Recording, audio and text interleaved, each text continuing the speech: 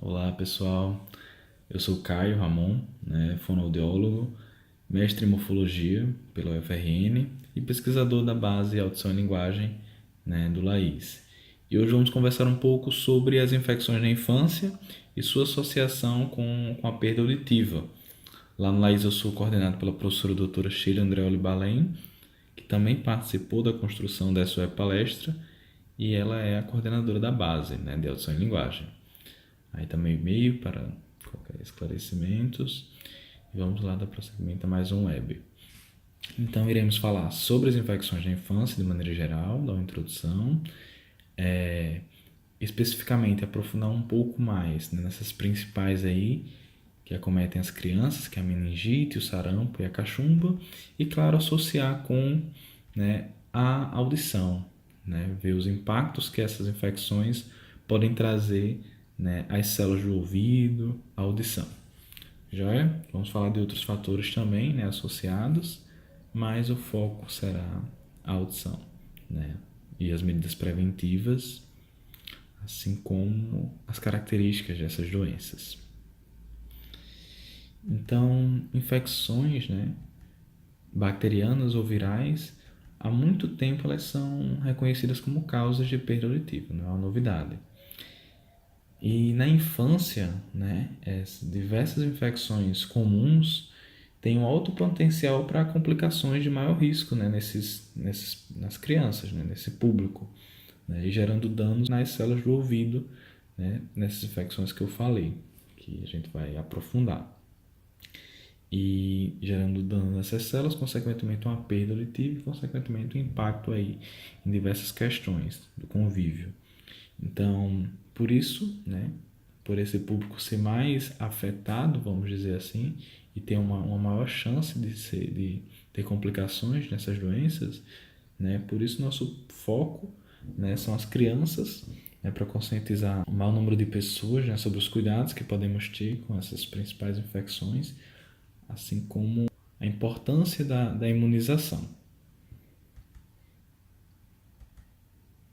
Então, as vacinas, a criação das vacinas, assim como programas de vacinação eficientes, vão contribuir para a diminuição dessas doenças e diminuir o impacto na vida dessas crianças, diminuindo as crianças que possam ser acometidas por essas infecções e afetar a sua audição. Daí, diversas infecções são comuns e afetam a audição, dentre elas vamos falar da meningite, do sarampo e da cachumba. E tanto a meningite quanto o sarampo quanto a cachumba tiveram seus casos reduzidos drasticamente após a criação das vacinas e a utilização da vacina e vacinação em massa. Então tiveram esses casos diminuídos, mas não podemos descuidar, porque apesar de ter diminuído, as crianças devem continuar se vacinando, assim como os adultos que não foram vacinados devem se vacinar para evitar a circulação do vírus e manter a população, continuar mantendo a população livre da doença. Então, não é porque está sem agora que a gente deve baixar a guarda. A imunização deve continuar sendo feita, as crianças devem continuar se vacinando para contribuir aí para o menor número de pessoas serem atingidas por essas doenças que têm precaução. Então, justamente que recentemente no Brasil nós tivemos, nós vamos ver mais para frente também, mas nós tivemos novos casos de sarampo. Isso vem preocupando, olha o sarampo aí. Isso vem preocupando muitas pessoas, inclusive, mais especificamente numa região do Brasil, que a gente vai ver mais para frente, mas vem preocupando muitas pessoas, inclusive o próprio Ministério da Saúde, que fez um levantamento recente e mostrou que 46%, apenas 46%, dos municípios brasileiros que foram avaliados pela pesquisa, estão adequadamente protegidos pela imunização. Então, a maior parte aí não está protegido pela imunização e isso merece um destaque e uma atenção redobrada aí para as campanhas de vacinação e para as pessoas conscientizarem da importância da vacinação para a prevenção da doença. Então, os programas de saúde pública, né, voltados para o público infantil, ele representa um progresso importante na prevenção da perda auditiva nas crianças, né? Eu lembrei do Zé Gotinha, né? E seguir o calendário vacinal, né, é fundamental para evitar essas infecções nas crianças. O Brasil ele tem um bom programa nacional de imunização, né? Tem um bom calendário vacinal, com várias vacinas aí contempladas, inclusive a do sarampo, né, da cachumba, e que estão contidos aí na tríplice viral, né, e diversas vacinas também contra a meningite, que também estão no calendário vacinal. Então a SUEB ela tem como objetivo trazer informações sobre as infecções, né, mostrar as medidas preventivas, né, principalmente as vacinas aí, que é o meio mais eficaz de prevenir, e como essas infecções afetam a audição, né, qual o impacto que ela vai ter na audição. Então, essas doenças, né, elas geram, né, uma perda auditiva, né, elas afetam aí a cóclea, não sei se vocês lembram ainda dessa imagem, mas a gente já mostrei ali em outros webs, né, mas aí mostrando um pouco da audição, né, e lembra da famosa cóclea aí, que é uma imagem ampliada dessa cóclea, né, aquele órgão do sistema auditivo que contém as células sensoriais da audição, né. Então, quando esta parte mais interna da orelha é danificada, né, podemos ter uma perda auditiva, né, como resultado, por exemplo, da infiltração direta, né, do vírus pela corrente sanguínea chegando aí nas células do ouvido, né, ou então através das meninges, que é muito comum, né, que lembra que a meninge a gente vai dar uma revisada ainda mais para frente. Mas então essas infecções virais ou bacterianas, elas podem, né, afetar a audição, né, ter acesso a essas células de ouvido, a esse órgão da audição, e comprometer justamente a nossa audição de um grau, desde um grau leve, né, até um grau mais profundo. Tá aqui. Então tanto ela pode afetar através da corrente sanguínea, né, essa infecção chegar na cóclea através da corrente sanguínea, ou através das meninges, que é essa membrana aqui que reveste o cérebro e a medula espinal, onde nós teremos um líquido aqui dentro, e esse líquido tem acesso, né, tem um contato direto com a orelha, nessa parte mais interna da orelha, e isso pode gerar uma perda auditiva, né, tanto de um grau mais leve, né, que a pessoa vai ter dificuldade em comunicação, né, vai estar faltando partes, vamos dizer assim, das palavras para ele conseguir compreender bem uma conversação, ele vai ter dificuldade, ou até de um grau mais profundo, né, que daí são uma bomba soltando, um foguete, e ele pode não ouvir mesmo assim, né, pode ter um problema auditivo mais grave, que a gente vai ver aí como essa audição pode ser prejudicada, né, dos mais diversos graus. Então, começando pela meningite, né, pela palavra, né, o it ele vem de inflamação, né, você lembra de outras doenças que tem o it, né, que vem de inflamação, e o meninge de meninges, né. Então, se você souber o que significa meninge, já fica fácil de deduzir, né, que é um processo infeccioso aí, inflamatório nas meninges. Mas caso você não lembre, né, ou nunca ouviu falar dessas meninges, eu trouxe um pouquinho para a gente lembrar, né. Aqui nós temos uma criança, né, uma imagem da criança, uma imagem da criança de costas, aqui a gente pode ver o cérebro, e aqui a medula espinal, certo? Aqui está dessecado, né, para a gente conseguir observar. E revestindo, pessoal, esse sistema nervoso, né, central, aqui que a gente tem o cérebro e a medula, nós vamos ter camadas protetoras, vamos dizer assim, como é um órgão muito importante, né? Regula aí o funcionamento de todos os outros sistemas, né? E nós temos que, junto com o sistema endócrino, né?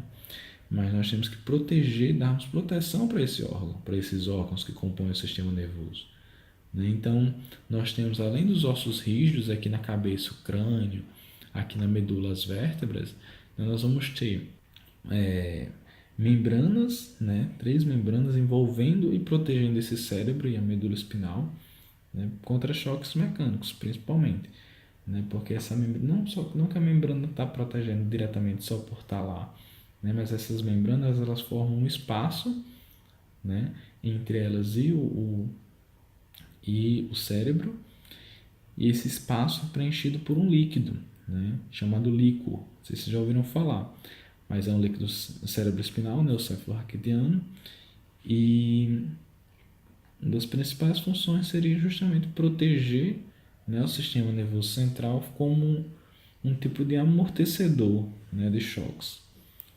Uma coisa interessante é que esse líquor, né, ele pode ser retirado, né, e o estudo de sua composição, né, de como está o líquor, né, é um indicador valioso, né, para diagnóstico de muitas doenças, inclusive da meningite. Olha aí que interessante, que o cérebro, né, que essa membrana revestindo, ó, mais internamente, aqui sem essa membrana, aqui a outra camada da membrana, mais externa, a gente vê aqui o osso, ó, e pode ver que internamente tem essa membrana, né? Essas são as meninges, né? Essas camadas aí que revestem essas membranas que revestem o cérebro. Então aqui a gente pode ver o cérebro, e aqui a medula, e aqui a gente pode ver, ó, essa que está revestindo, essa camada, essa membrana revestindo aqui, seria a camada da meninge, né? Seria uma das meninges. E isso azul aqui dentro, ó, seria esse líquido que está preenchendo esse espaço entre as meninges, que é o líquor. Então, como está dentro desse líquido, mergulhado nesse líquido, né, o sistema nervoso, então a gente pode imaginar como que ele está sendo protegido. Então, em vez de bater aqui, né, ele está sendo amortecido por esse líquido que está envolvendo aí todo o sistema nervoso. Aqui o exame, né, para retirada do líquor. E o que a gente tem na meningite? Né? Um processo infeccioso dessas meninges, gerando um processo inflamatório infeccioso, né, purulento dessas meninges. Né? E isso pode gerar um problema justamente na saída desse líquor, né, na drenagem desse líquido de dentro da cabeça, vamos dizer assim, aumentando a pressão desse mesmo líquido dentro da cabeça, né? Além de todo o processo infeccioso que está sendo formado aqui muito próximo da região de nervos, regiões do cérebro. Isso é bastante perigoso, né? Vamos dizer, os impactos aí podem afetar não só a audição, né, mas diversos outros sistemas, né? Os principais agentes infecciosos, né, inflamatórios, são os que afetam o trato respiratório inicialmente, né, e ao ganhar a corrente sanguínea eles podem alcançar e infectar as meninges, né, alcançam a corrente sanguínea e afetam as meninges através do sistema respiratório. Ainda muito cedo, né, na fase aguda da doença, podemos observar, devido a uma extensão dessa infecção das meninges, uma inflamação da orelha interna, né? Inflamação dessa parte aqui da cóclea, né? E essa inflamação, né, do labirinto de maneira geral, né, a labirintite que a gente chama, né, que na verdade isso é uma labirintite, né, que não é tão comum, né, aquela que geralmente nós falamos para qualquer vestibulopatia, tontura, chamamos de labirintite, mas a labirintite, pela etiologia da palavra, ela significa essa inflamação mesmo do labirinto, que daí nós temos na meningite, uma extensão dessa inflamação das meninges passando aí para a orelha, né? E isso é devastador, né? Ela pode gerar aí uma destruição parcial, né, ou completa, né, dessas células de audição e inclusive do próprio nervo, né? Inclusive do próprio nervo aqui auditivo que manda as informações para o cérebro podem ser afetados, né? Esse vírus ele é trazido para cá através da comunicação que existe aqui entre a cóclea, né, e a meninge, e as meninges, uma camada das meninges, que é um aqueduto coclear que a gente chama. E esse vírus ele pode vir por aqui ou pode vir pela corrente sanguínea também e afetar diretamente aqui as células do ouvido. Então, afeta a audição. E como que afeta a audição? Geralmente afeta as duas orelhas, né, uma perda que a gente chama bilateral e de maneira simétrica, né? Então a maneira afeta as duas orelhas igualmente, vamos dizer assim, nos mesmos níveis, e geralmente tende a ser uma perda, né, profunda ou severa, né? Pode varia, né? Mas geralmente é uma perda profunda, né? E aqui eu não coloquei, né? Mas é uma perda, vamos dizer, irreversível, né? Porque aqui tá, como tem perda, merecia, a gente faz uma avaliação um pouco diferente aqui, né? Aqui, não sei se vocês lembram ainda, mas para quem não lembra isso aqui, a gente tem postas da orelha, né, de uma orelha e de outra orelha, né, em diversas frequências, né, que a gente tem frequências, né, sons mais graves, sons mais agudos, passarinho aqui, e aqui as intensidades, quanto mais para cima, né, mais baixinho, o mínimo que a pessoa escuta seria um som mais baixo, quanto mais para baixo aqui, são sons mais fortes, né? Então, aqui a gente tem a pessoa com essa perda, né, com a perda profunda, respondendo somente a sons fortes, né, o que dificulta aí comunicação, uma série de fatores, uma série de coisas. Daí, o que a gente faz? O que eu falei que estava faltando, que agora que eu lembrei, né? Na avaliação, né, da audição, a gente faz a avaliação com o fone de ouvido, né? O som entra pelo ouvido aqui, né, passa pelo meato, passa pela membrana timpânica, passa pelos aqueles ossículos de audição dos ossinhos e entram lá no caracol. Ok, que são essas respostas aqui. E fazemos outra avaliação com um vibrador ósseo. É um tipo de fone que, ao invés de ser colocado aqui no ouvido, nós colocamos ele aqui no osso, aqui por trás da orelha, e esse fone, né, ele gera uma vibração no osso que é capaz de estimular diretamente as células de audição e nós respondemos a esse som, né, pela estimulação direta das células do ouvido. O que acontece, né?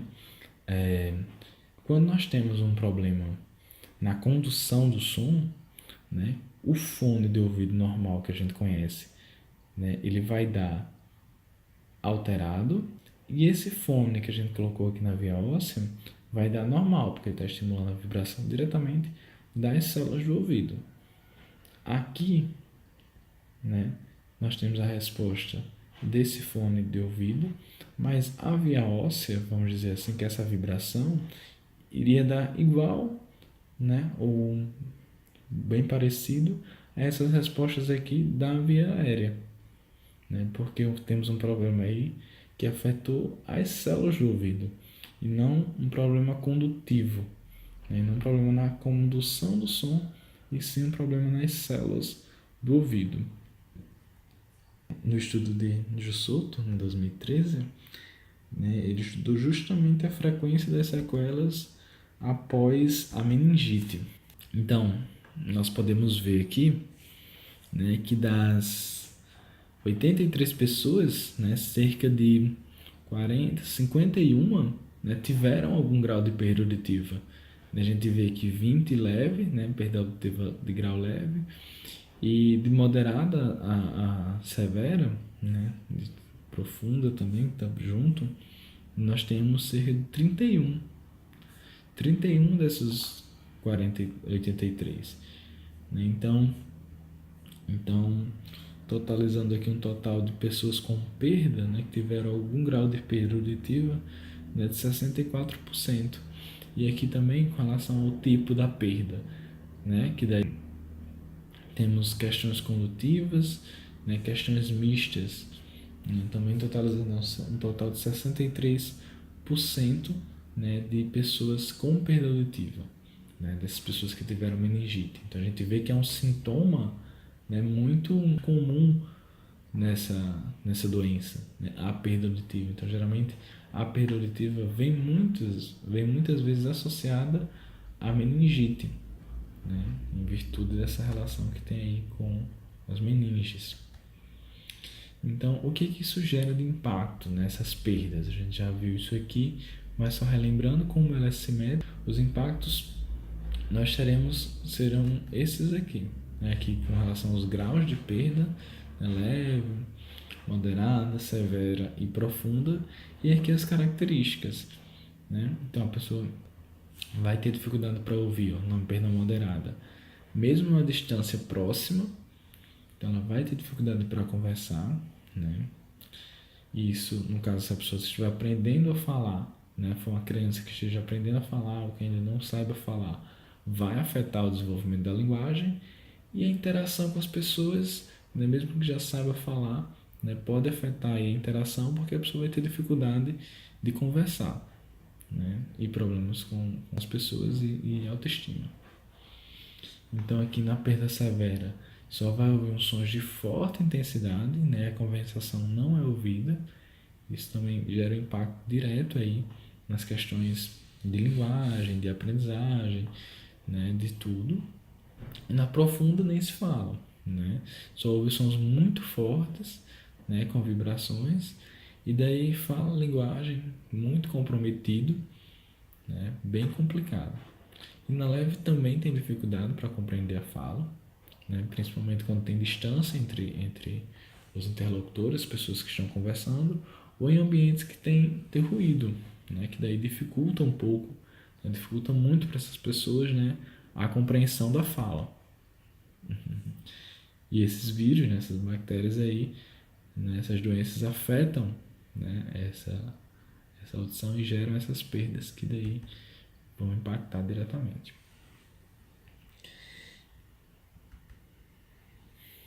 Então, dos sintomas, né, nós podemos citar a febre, né, aí representada, dor de cabeça, né, vômitos, aqui, vômitos, náuseas, né, dores no corpo, dor de cabeça, dor no corpo,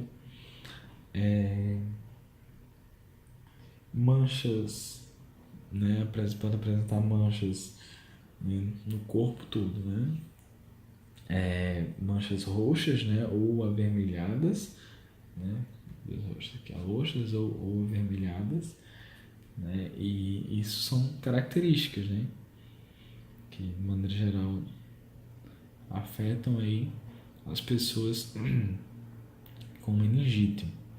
A dor de cabeça é bem forte, né, daí pela pressão, né, pelo problema na drenagem do líquido, né, aumenta a pressão a pressão desse líquido, né, desse líquido dentro da cabeça, né, dentro do crânio.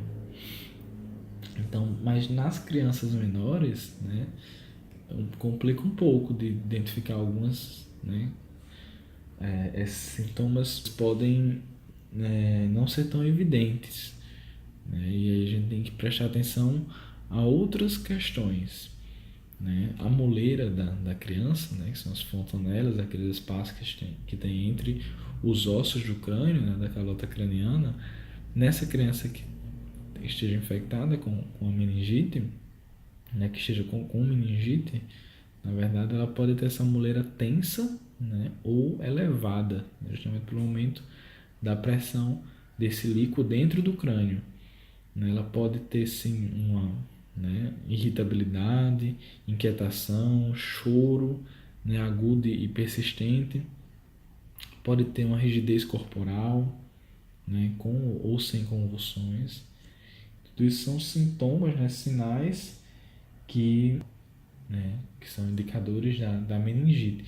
No adulto também a nuca, né, a nuca tensa, né, uma rigidez da nuca, também são características. Então, caso você encontre alguém assim, tem um parente assim, ou conheça alguém, uma pessoa que esteja assim, né, deve procurar aí um pronto atendimento, né, para essas pessoas serem examinadas adequadamente, né, e caso identificada a doença, né, as crianças são mais difíceis, né, e caso identificada a doença, intervir, né, o quanto antes, né, dependendo do agente infeccioso aí que gerou a meningite. Então, sequelas, né? Então, olha aí. Isso aqui está bem mais claro para a gente, essa figura, né? Agora, aqui o cérebro, a medula, isso aqui revestindo aqui, ó, o sistema nervoso central, seria a meninge. Né? E aqui dentro está o líquor, né? Que amortece aí os choques, impactos mecânicos que podem acometer o cérebro, né? Então,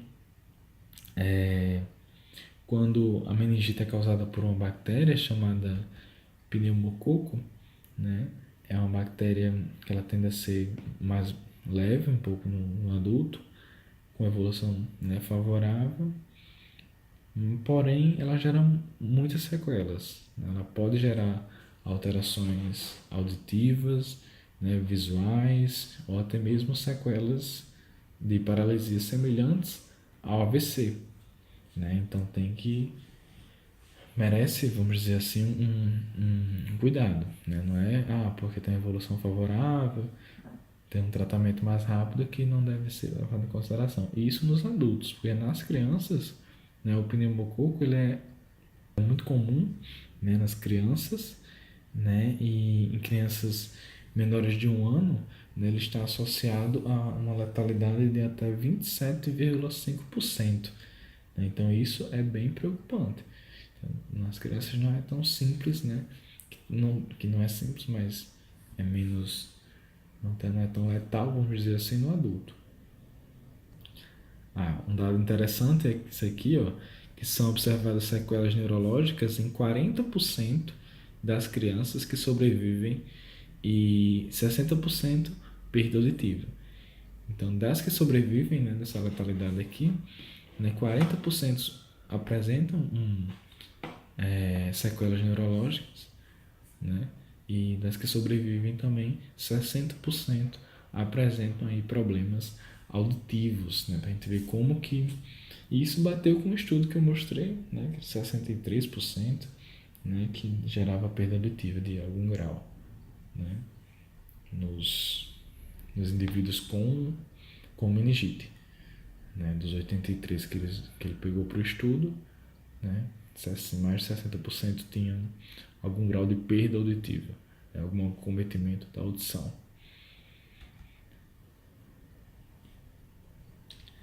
Então, questões preventivas, né, contra a doença, né, então tem-se questões de contato próximo, né, que deve ser evitado, pensando nas questões de contaminação, né, por bactéria ou até mesmo viral, né, cuidar sempre em lavar as mãos, né, evitar aglomerações e fazer uma faxina na casa não, manter os ambientes limpos, né, e ventilados. Mas daí a vacinação, né, é a forma mais eficaz de prevenção contra a doença, realmente. E as vacinas contra bactérias, né, do sorogrupo ou sorotipo específicas, né, estão presentes no calendário vacinal, né, a gente conhece essas vacinas aí, né, as mães principalmente, né, o pessoal da enfermagem também, né, então, essas vacinas são bem conhecidas, estão presentes no calendário vacinal e têm importância aí para a prevenção de diversos agentes, né, que podem gerar a meningite. Né? Então, dentro do Programa Nacional de Imunização, né, tem disponível a pentavalente, né, que protege aí contra infecções invasivas causadas pelo influenza do sorotipo B, entre elas a meningite. Essa vacina também confere uma proteção contra difteria, tétano, coqueluche, hepatite B. Temos a pneumocosta 10 valente, né, que protege contra a meningite, também contra otite média aguda, sinusite, pneumonia. Né? Então, uma vacina importante aí. Pneumonia, né, causada pela bactéria do tipo pneumococo. Né? A vacina meningocócica, né, C conjugada, que protege aí contra doenças, né, causadas pelo meningococo, né, e a vacina BCG, que protege contra as formas graves de tuberculose, né, e esse vírus da tuberculose ele pode sim afetar, né, as meninges, né, infectar as meninges e causar uma meningite. Então, outra infecção que nós temos, né, né, que prestarmos atenção e um alerta, né, a OMS ela trouxe realmente um alerta sobre essa doença, sobre essa infecção viral, né, é o sarampo. O sarampo no Brasil, né, em especial nos estados de Roraima e Amazonas, né, deixa eu dar um zoom aqui, Roraima e Amazonas já para a gente ver aqui, que fazem fronteira com a Venezuela, que é um país, né, em desenvolvimento assim como o Brasil, mas ele ocupa a lista de primeiro lugar, né, dos casos confirmados aí de sarampo. E isso realmente pela migração também dos venezuelanos para o Brasil, né, isso contribuiu, né, e também pela falta de vacinação de pessoas, pela falta da cobertura, né, vacinal na população dessas regiões, contribuiu para o surgimento desses novos casos, né? E daí o Brasil agora tem que pensar em enfrentar esse surto, né, de sarampo. Né? Então o Ministério da Saúde está trabalhando, né, junto com as coordenações dos governos estaduais e municipais, né, realizando aí campanhas de vacinação. A gente já pode ver aí na televisão, né, em diversos veículos de comunicação, nessa questão aí das campanhas de vacinação, né, para as pessoas não vacinadas se vacinarem, né, e para manter aí, vigiar, né, os casos, né, os novos casos, e vacinar, né, rapidamente a população vulnerável, controlar esse surto. Então, preocupação, por que é tão preocupante? Eita. Fantástico ficou ali. Mas por que é tão preocupante, né, essa doença? Em primeiro a gente pensa com relação ao contágio, né, porque a transmissão, né, do sarampo ela ocorre de forma direta, né, por meio da fala, né, por meio de secreções expelidas, né, da fala, secreções expelidas ao tossir, espirrar. Por isso, o elevado poder, né, de contágio, só uma tosse, eu acho. Por isso, o elevado poder, né, de contágio dessa doença. Olha aqui, ficou coisa. O elevado poder de contágio dessa doença. Aquela pintadinha aqui. Então é interessante que, né, justamente essas manchas, né, avermelhadas é um sinal clínico muito importante, né, do sarampo, e é o período de maior transmissibilidade, né, da doença, que ocorre 2 dias antes e 2 dias depois, né, o surgimento dessas manchas. Então, e essas manchas elas aparecem, né, após alguns sintomas como febre, né, febre alta, tosse, né, alguns sintomas catarrais, né, muita secreção, né, então essas manchas elas têm uma característica no surgimento também, né, elas começam a surgir, né, inicialmente elas surgem próximo, né, no rosto, né, na região da face, próximo aqui na região da orelha, né, atrás das orelhas, e depois elas vão descendo, né, para o tronco e para as extremidades. Então, e tomar cuidado, que quando está com as manchas vermelhas, né, justamente aí é o maior risco aí de transmissão. né? Então, quem não foi vacinado, quem nunca teve sarampo, né, tem alto risco aí de adquirir a doença quando está nessa fase, que é muito contagioso. Aí as características, né, de muita secreção, né, tosse, febre alta, né, essas são as principais características, né, sintomas, a sintomatologia. Impacto na audição, né?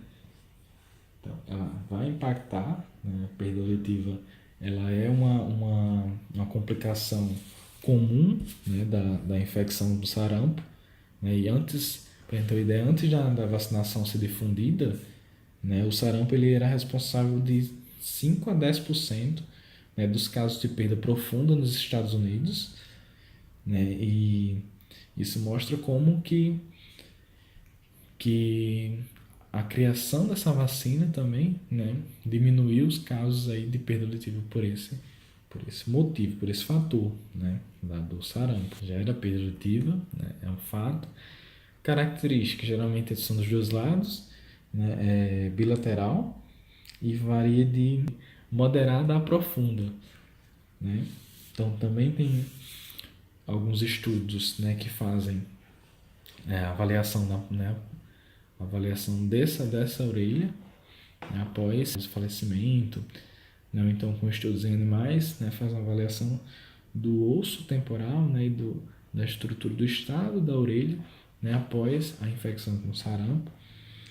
E nesses estudos, né, do osso temporal, né, desse osso da orelha, né, mostrou que a cóclea ela é acometida por uma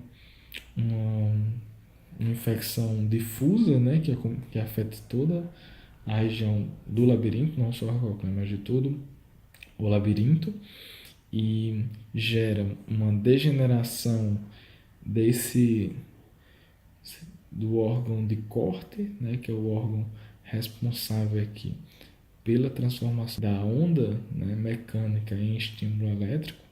Então ela afeta essas células, né, além da estria vascular. Não sei se vocês lembram, mas eu já comentei que é uma estrutura que está presente aqui dentro, né, desse tubo azul, que é responsável pelo controle, né, da concentração aí dos íons dentro desse líquido. Então é muito importante para o funcionamento correto, né, adequado da audição.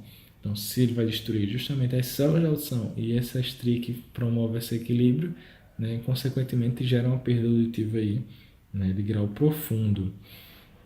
O acometimento das células do ouvido geralmente afetam essas células, essa parte mais basal que a gente chama, essa parte inicial da cóclea, né? Essa parte inicial aqui responde para sons mais agudos, para sons mais finos. Então, geralmente nas perdas, né, auditivas pelo sarampo, essa parte aqui inicial, por ser acometida inicialmente, é onde nós vamos ter, né, um maior prejuízo.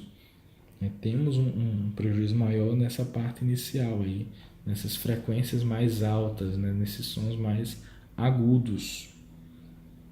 Então, ela vai causar uma perda auditiva sensório neural, né, que afeta as células do ouvido mesmo, não somente questão condutiva, mas as células do ouvido, né, das duas orelhas de maneira permanente, né, de uma característica de ser pior nas frequências mais agudas, né, nas frequências mais altas, e muito associado a questões de vertigem, né, como eu falei, que é encontrado, né, uma inflamação, né, uma infecção generalizada aqui na cóclea, então afeta tanto a parte auditiva, né, como a parte do equilíbrio. Então, essa patologia do sarampo, né, está associada também a questões de tontura, né, cerca de 70%, né, principalmente das crianças, né, menores de 12 anos são acometidas aí pela característica, pelos sintomas, sintomatologia da vertigem. Né? Então a vertigem também é afetada, é gerada, né, pela infecção pelo sarampo. Aqui a parte um zoom, né, vamos dizer assim, nessa parte do órgão aqui de corte que vai estar alterado, né, dessa estrutura da orelha interna, uma ampliação maior. Então aqui o sarampo, olha que legal. Então aqui é a característica da perda. Ó. Lembra disso aqui? Vamos lá, a gente viu agora. Então aqui a gente tem as respostas da orelha, né? Aqui em azulzinho a orelha esquerda, em vermelho a orelha direita, né? E aqui a gente tem as frequências e aqui as intensidades. Então a gente vê aqui, ó, que ele só está respondendo aqui para sons mais moderados, vamos dizer assim, mas para sons fortes, sons baixinhos aqui ele já não escuta, então ele tem uma perda auditiva, né? E essa perda ela pode sim ser pior, né? Ela pode, né, chegar aí no grau de profunda, no grau de profunda e gerar mais impactos, né, para gerar mais impactos na vida, né, da pessoa. A gente vê que quanto mais grave é o grau da perda, né, então piores são os impactos. Então aqui a gente tem essa perda que vai de moderada a profunda, né, geralmente profunda, né, então gera muitos impactos, né, negativos aí, inclusive na pessoa, as pessoas que já aprenderam a falar, vamos dizer assim, né, que daí não vão conseguir ouvir realmente, né, tendo uma perda profunda nas intensidades normais que nós falamos. Então a atenção deve ser redobrada, né, porque tem a capacidade e a potencialidade de gerar uma perda profunda, né? Então é um risco muito grande que a gente pode prevenir. Então, prevenir como? Assim como a meningite, né, que tem diversas vacinas aí, o sarampo ele tem, né, uma vacina, né, a vacinação é a principal, é a principal maneira, né, para a gente prevenir a doença, né? Este ano aí, devido a essa questão desse surto, né, vai ter uma campanha nacional, né, contra uma campanha nacional de vacinação, né, contra tanto o sarampo e também a poliomielite, né, que também tem casos na Venezuela confirmados, então a gente vai precaver, né, vai ocorrer entre dias 6 e 31 de agosto agora, sendo o dia 18, né, o dia de mobilização nacional, a vacinação, né, dessas duas doenças, né, a poliomielite, né, que é a gotinha, e o sarampo, né, que é a tríplice viral. Então, as crianças, né, que não foram vacinadas, né, devem ser levadas ao serviço, né, assim como os adultos também, né, devem ser vacinados, os adultos que não foram vacinados. Então, aqui as crianças, né, então, crianças de 12 meses, né, de 12 meses elas recebem, né, pelo calendário vacinal, elas recebem a tríplice viral, né, que não tem só o sarampo, mas tem o sarampo, o cachumba, que a gente vai falar já já, e a rubéola, né? Então é muito importante. E aos 15 meses, né, um período curtinho depois, né, ela já recebe o reforço dessa vacina, né, que agora é uma tetraviral, que daí além desses três, né, ela é inserido também a proteção contra a varicela, né, que é a catapora. A tríplice viral e a tetraviral, mas em seguida, com 12 meses e com 15 meses, né, bem curtinho. Essa criança cresceu um pouquinho, você percebe que é a mesma pessoa, porque o cabelo aqui cresceu um pouco, e daí, né, a criança mais velha, né, uma criança de 5 a 9 anos, né, que perderam a oportunidade de serem vacinados anteriormente, elas recebem 2 doses, né, de tríplice viral, né, os adultos também, né, 2 doses de tríplice viral. Um adulto tem idade também, um adulto entre. Não é só um adulto, né? Uma pessoa de 10, né, a adolescentes, né, até 29 anos, né, 2 doses de tríplice viral. Uma pessoa de 30 a 49 anos, uma dose, né, de tríplice viral. Uma atenção aí para gestantes, né? As gestantes elas devem esperar para ser vacinadas após o parto, né? E caso seja planejando engravidar, né, deve se assegurar que está protegida, né? E lembrando também da rubéola, né, que se acometer a mãe durante a gestação tem um risco aí muito para muitas doenças, para uma formação, né, nesse feto, no desenvolvimento desse bebê, né, gerando aí surdez, né, cegueira. Então merece muita atenção, inclusive a cachumba também afetando o bebê, a gestante, ela pode gerar aí aborto espontâneo, então também tem muitos riscos. Então a tríplice viral é muito importante nessa população, nessas pessoas, né? Nas mulheres em idade fértil, vamos dizer assim. Então, ela, se estiver planejando engravidar, né, ela deve conferir, né, se está imune à doença. Tem exames que mostram, né, exame de sangue, né, que mostram se ela está imune à doença. E se não tiver, ela deve ser vacinada até um mês antes, né, de engravidar. Né? Então, toma vacina e espera aí pelo menos 4 semanas, né, antes de engravidar. Né?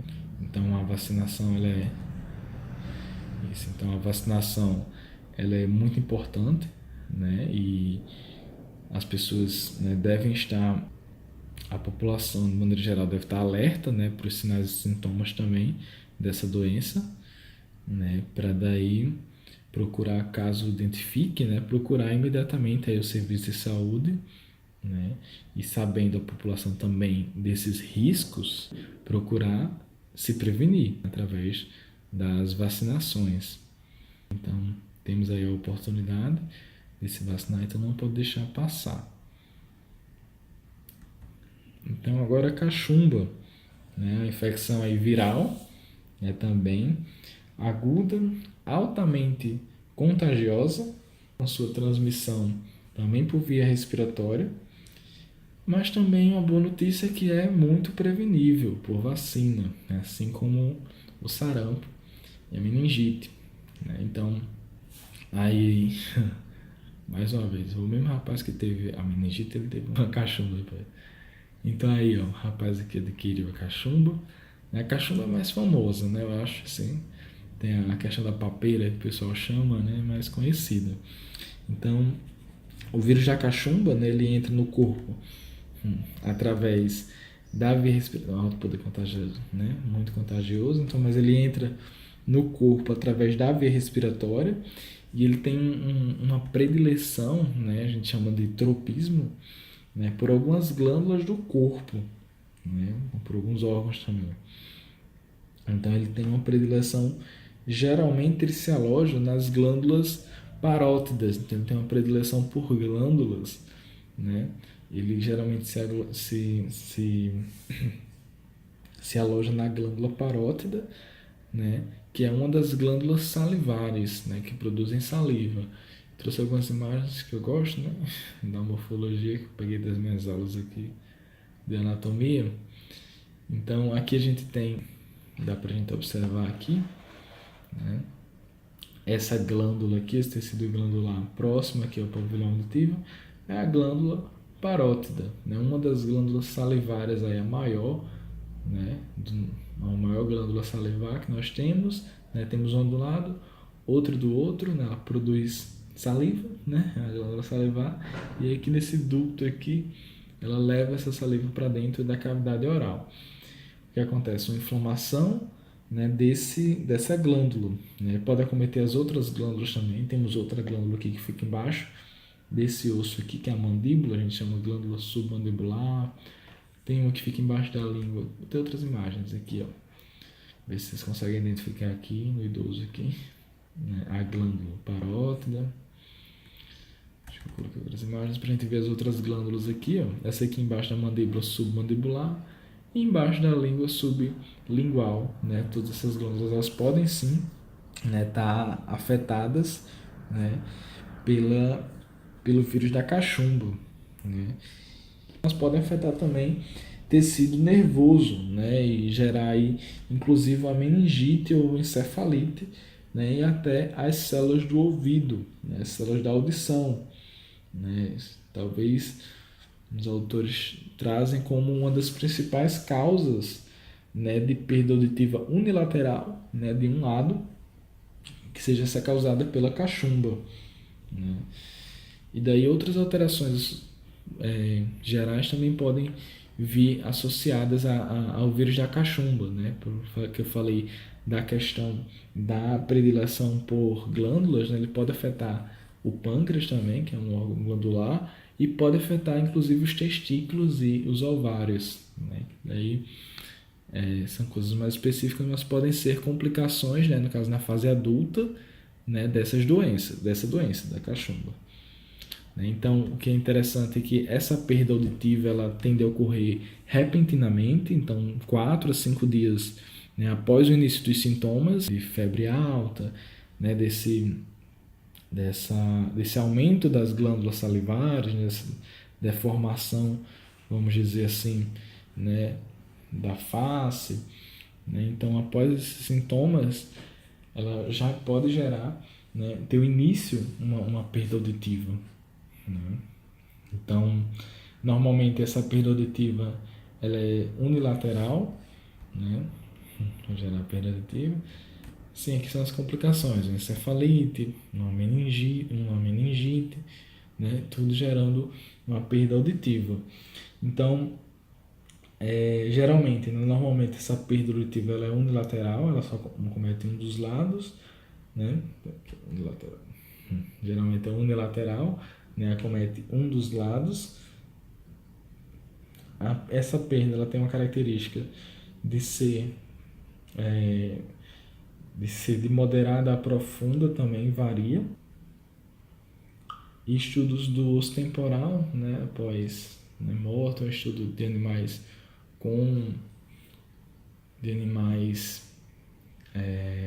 modelos, né, modelos animais, mostram características não tão próprias de lesões, né, na cóclea. Então, torna um pouco difícil de diferenciar de outras patologias que acometem a cóclea, né, como o sarampo, como a rubéola. Né? Então, não é característico, não é diferente dessas outras. Né? Mas tem sim uma atrofia dessas células, né, do ouvido, nessas células, né, dentro da orelha interna, danos, né, no órgão de córteo, né, e também na bainha de mielina que reveste o nervo auditivo. Então tem essas características, né, e questão a quanto que ele ouve, né, questão de ser unilateral, aqui é só uma orelha que desceu, né, no caso aqui foi a orelha direita, né, mas poderia ser a orelha esquerda, mas o que é característico é que é uma perda unilateral, é só um lado da audição. Esse rapaz aqui, Sobota, 2008, ele fez um estudo interessante, um estudo de caso, né, que daí ele mostrou um paciente, né, que foi acometido pelo vírus da cachumba, e daí ele fez a avaliação, né, assim que ele chegou, ele mostrou uma perda, né, moderada, né, numa orelha, e daí ele foi internado, foi diagnosticado com cachumba, daí ele foi internado no hospital, né, no outro dia, e daí depois de 5 dias, né, do inchaço, né, depois de 5 dias do inchaço, ele foi avaliado novamente e a perda já tinha aumentado, estava assim, ó, a perda já aumentou, a perda estava aqui, aí a perda veio para cá, ó. A perda aumentou para outro grau, para um grau mais sério, para uma perda de grau severo. Aí passou um tempo, e daí 18 dias após, né, o inchaço da parótida, né, dessa glândula daqui, ele fez outra avaliação e encontrou esse resultado aqui. Essas setinhas para baixo eu não mostrei, né, mas significa ausência de resposta. Então ele perdeu completamente a audição dessa orelha. Não ouvia mais nada. que o máximo do aparelho aqui, ele não ouvia. Então, ele teve uma anacusia, perdeu completamente a audição dessa orelha. E gera impactos? Gera. Esses impactos aqui? Não. Por quê? Isso aqui são características de perdas bilaterais. Né? As perdas nas duas orelhas vão gerar bem evidentemente essas características aqui. Como ele tem uma orelha boa, né? Uma orelha dele, a gente vê aqui na característica, opa. A gente vê que uma orelha está boa, está preservada. Essa orelha boa, ela meio que preserva, que conserva, né, a resposta em campo livre, no ambiente. Se você olhando para você de frente, né, você consegue compreender perfeitamente, né, sem muita dificuldade. E você ir falando do lado da melhor orelha, aí sim que não tem dificuldade. O que a pessoa vai sentir, pode sentir, né? Realmente, dificuldade de localização, né? Saber quando o som vem daqui, geralmente ela vai virar para esse lado, que é o lado bom, aqui não ouve nada.